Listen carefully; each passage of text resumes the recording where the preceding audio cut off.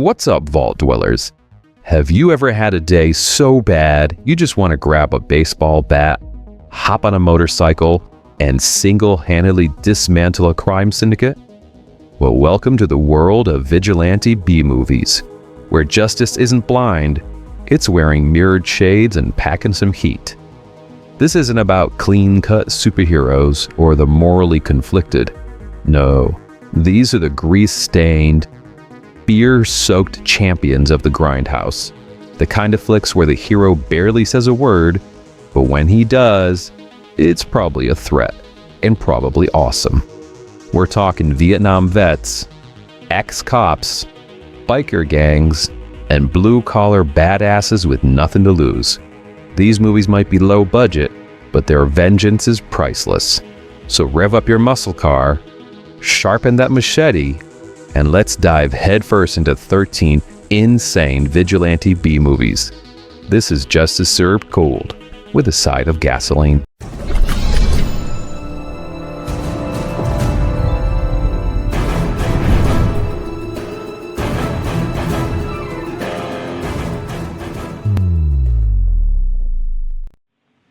You want to be the man?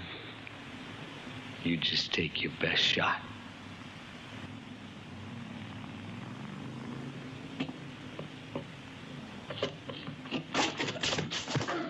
Alright, you've seen war heroes, and you've seen biker gangs. But what happens when the two collide in a no-holds-barred revenge fest? Well, you get Chrome and Hot Leather, a movie that's less about subtlety and more about vengeance-fueled tire tracks. When a gang of bikers kills a soldier's fiancée in a drive-by rampage, he and his war buddies go full Rambo with motor oil. These guys use military tactics in Vietnam flashbacks to take down Hell's Angels knockoffs, one grenade at a time. This isn't so much a film as it's a demolition derby with a vendetta. It's got explosions, roadside brawls, and William Smith snarling like he's allergic to acting school. Alright, the acting is rough, and the dialogue's pretty cheesy. Gabriel, can't you see we're menacing someone? Oh. But the stunt work, it's top notch. And let's be honest, seeing Green Berets launch an ambush on bikers in a dusty canyon, it's the kind of justice we all dream of.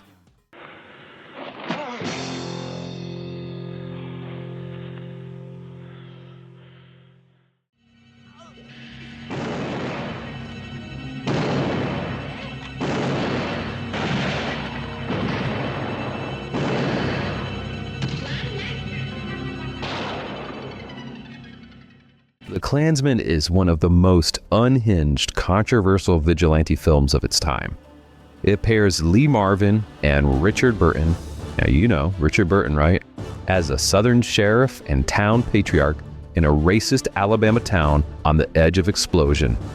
And then Jim Brown shows up with righteous fury and a high-powered rifle. It's part revenge thriller, part exploitation, and a whole bunch of parts of fever dream. The movie just swings wildly between social commentary and just pure grindhouse, with tonal shifts so abrupt they're gonna give you some whiplash. Burton acts like he's reading Shakespeare, while Jim Brown's revenge is brutal and totally deeply satisfying. The film tackles racism head-on, sometimes clumsily, but never boringly. It's a fascinating mess of bad taste and bold choices, a relic of time when studios were willing to go off the rails. I know. In order to make an omelet, you gotta break eggs or heads. The end justifies the means, right? That's right. Sometimes they do. This time they do not.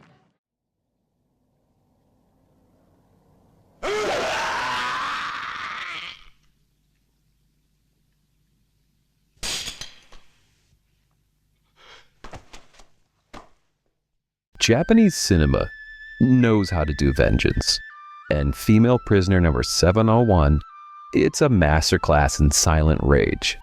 Miko Kaji plays Nami, a woman betrayed by her corrupt cop boyfriend and sent to prison. where she becomes a relentless symbol of revenge. This film doesn't just flirt with grindhouse. It makes out with it in the back of a cop car, with vivid color schemes, brutal violence, and a haunting soundtrack. It feels like a poetic fever dream. Every betrayal, every beating just fuels Nami's transformation from victim to avenging angel. The camera work is so stylish, and the violence, it's like being at an opera. And Kaji's performance, it's mythical. She barely speaks, but her presence dominates every frame. So, think Kill Bill, but meaner and grittier. This one carved a legacy and a bloody trail for decades of female-led revenge flicks.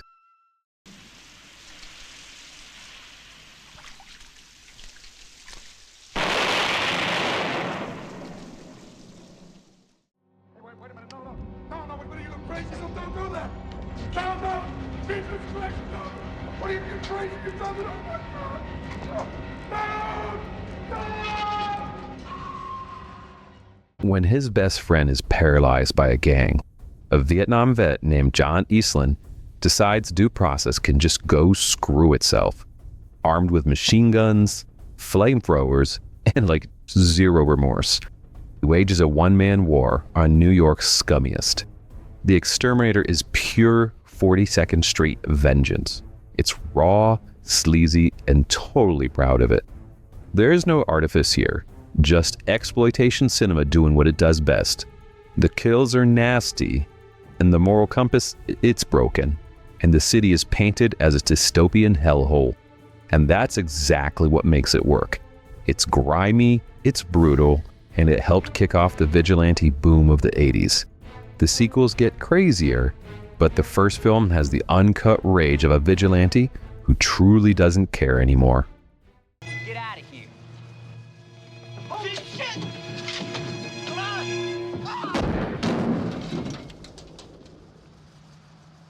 You must be thinking of somebody else, friend. You come down to jail to visit me sometime. Alone. We'll lock ourselves in a cell together and see who comes out with a key.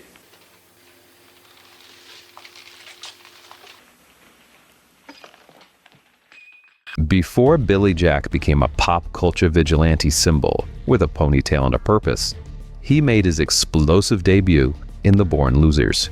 Here, he's a half-native American Vietnam vet who doesn't like bullies and has no patience for a broken justice system.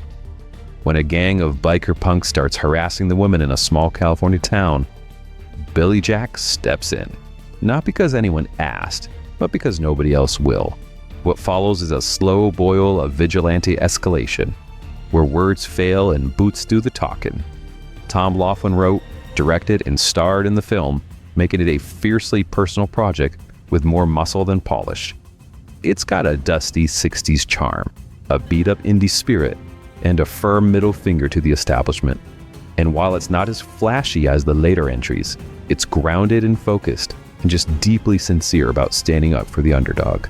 You can see the seeds here of what would become a full-blown franchise, but this first entry hits hard with a raw, moral fury. Well, what do we have here? Goldilocks and his two bears, huh? What are you guys out doing some more of your daring good deeds, are you? That's very funny, Indian. Well, if that's your whole case, you got none. Look, I got a chest full of stitches. Well, if that's all, count your blessings and drop the case. Okay. Hello, Will.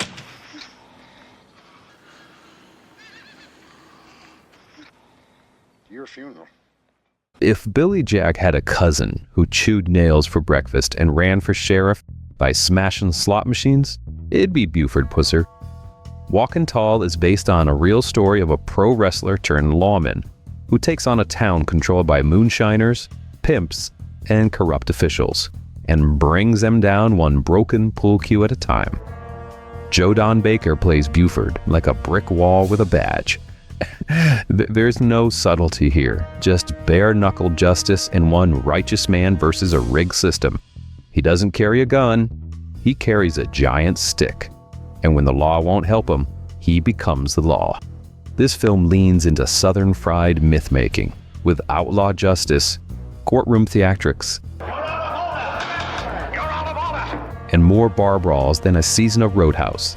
It's violent, sweaty, and filled with the kind of Americana that's just total folk legend. It became a cult hit, spawned some sequels, and even got a Dwayne Johnson remake. But nothing beats the raw, blood-soaked grit of the original. It's not just a revenge film. It's a blue-collar fantasy where every crooked judge and lowlife gets what's coming.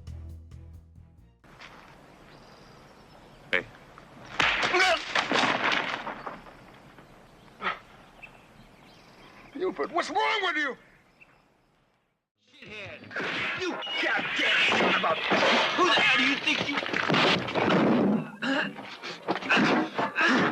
You wanna know who I am?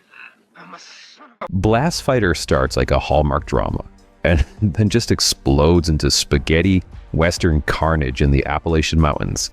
A disgraced ex-cop moves to a remote cabin to rebuild his life, but some good old boy poachers decide to ruin that idea with a little bit of violence. What they don't know is he's got an illegal prototype shotgun and like zero chill. The Italian-produced gem, it's so wild. I mean, the dialogue is dubbed, the scenery it's gorgeous, and the emotional beats are just bizarrely sincere. I mean, you're gonna go from like misty father-daughter bonding to like flamethrowers in just under 30 minutes. It's part revenge film, part wilderness survival, and just part straight-up Rambo fan fiction. The villains are cartoonish rednecks, and the soundtrack is just peak synth melodrama. And the third act is just wall-to-wall forest warfare. Lamberto Bava, better known for horror flicks, directs like someone dared him to out-explode every American action movie in just one go. It's uneven, chaotic, and exactly what you'd expect from a film called Blastfighter. So bring the popcorn and maybe a few earplugs.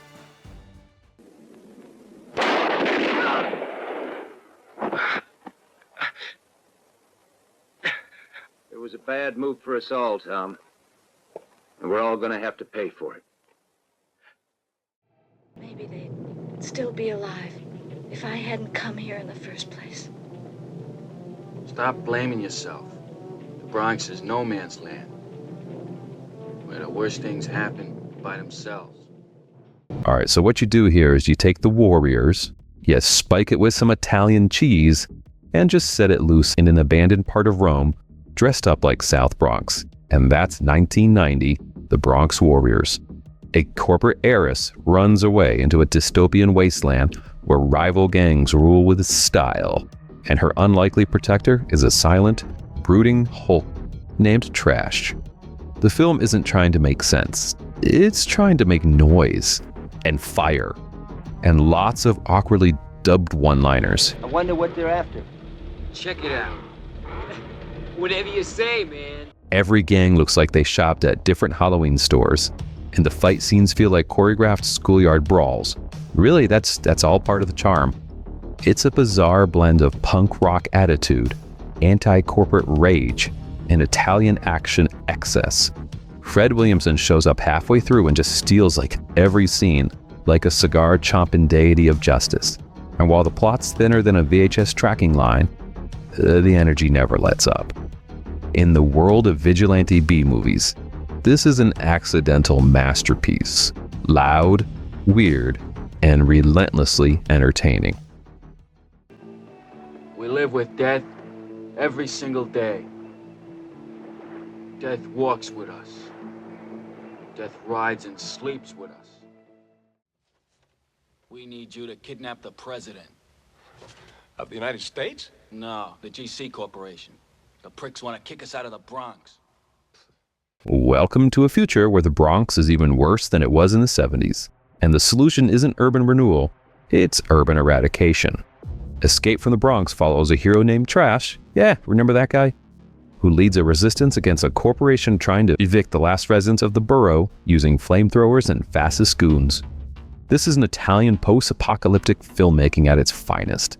Shot in the crumbling urban hellscape, featuring pyrotechnics that look genuinely unsafe, and populated with characters who all sound like they're voiced by the same bored guy. No sugar, you idiot!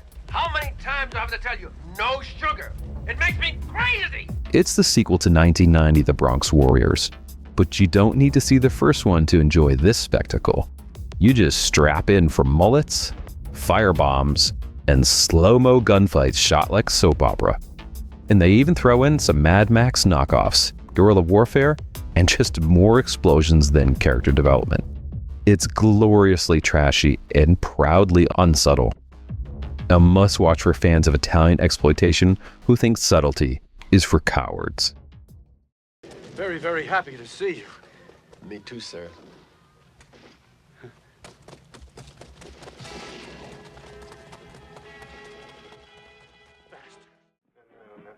When something like this happens, we all go to the church and we have a meeting and we... That's not a good that's gonna do. It's just the way things are around here. We'll see about that. Do you know what happens when Vietnam-hardened black veterans return home to find their town overrun by the Klan? Well, they form the Brotherhood of Death, and they bring the war home. This stars actual NFL players from the Washington Redskins, and this film plays like a mix of civil rights fury and grindhouse grit. It's very low budget, underacted, Still find that hard to believe. and just barely scripted. But it's got a raw passion that can't be denied. These guys don't want justice, they just want some payback. And when they roll out in a pickup loaded with rifles and righteous fury, it's pure exploitation catharsis. The direction, it's flat and the pacing drags. But really, none of that matters when you're watching racists get mowed down by veterans who've had enough. It's part social commentary, part revenge fantasy, and just all soul. I'm gonna join the army, all right. I'm gonna become one of them things you call a killer. Sure. Yeah, you just want to flash a uniform. I just go this.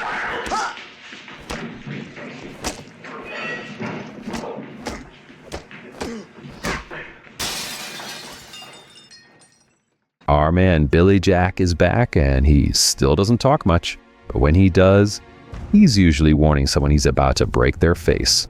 This indie cult classic follows a half-native ex-Green Beret martial artist as he protects a hippie school from violent locals who don't appreciate long hair and peaceful protesting. It's part vigilante film, part counterculture sermon, and just a big part of a karate showcase. The tone shifts wildly from folksy sincerity to just brutal breakdowns. But Tom Laughlin's sincerity, he makes it work. You believe Billy's doing what he thinks is right, even when it's messy. The film struck a chord in the early 70s, giving a voice to outsiders and activists, and becoming a sleeper hit through sheer grassroots momentum. Is it cheesy? Yeah. But it's also helped define the template for stoic, righteous Avengers who'd rather meditate than monologue. And when Billy Jack finally snaps, you're gonna cheer. But if you kill Vernon, you'll be doing just what they want. Can't you see that? You just can't keep making your own laws. There's got to be one set of laws fair for everyone, including you. That's fine. When that set of laws is fairly applied to everyone, then I'll turn the other cheek, too.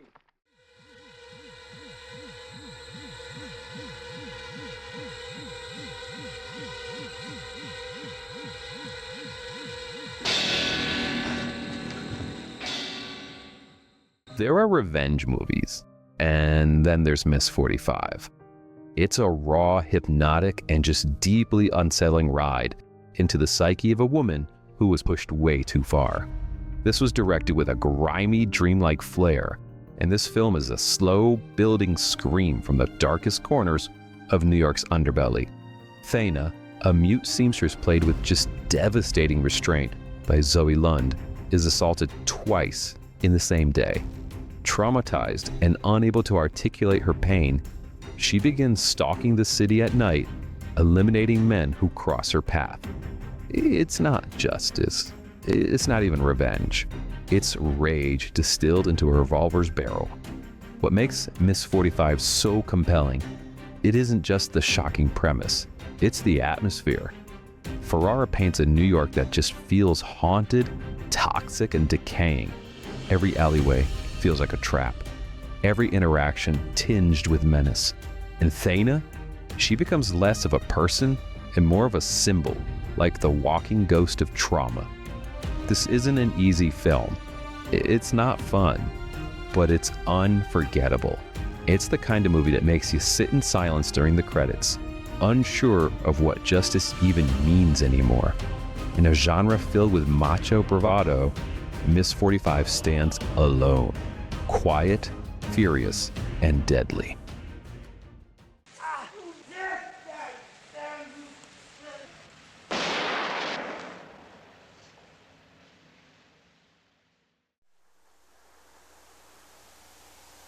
Yeah, that's what I meant.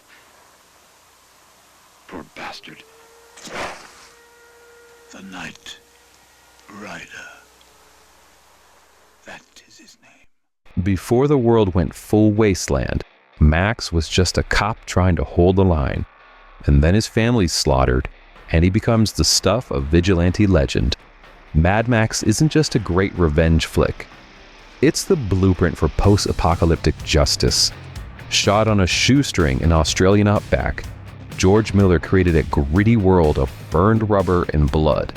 Mel Gibson's Max says little, but seethes with grief and rage. When he straps on his leathers and goes after that gang that ruined his life, every kill lands like a hammer. This film changed action cinema like forever.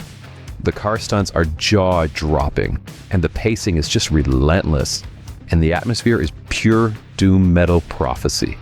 It's raw, punk, and just painfully human. In a world without justice, Mad Max showed us how vengeance survives. It's on four wheels with a sawed-off shotgun.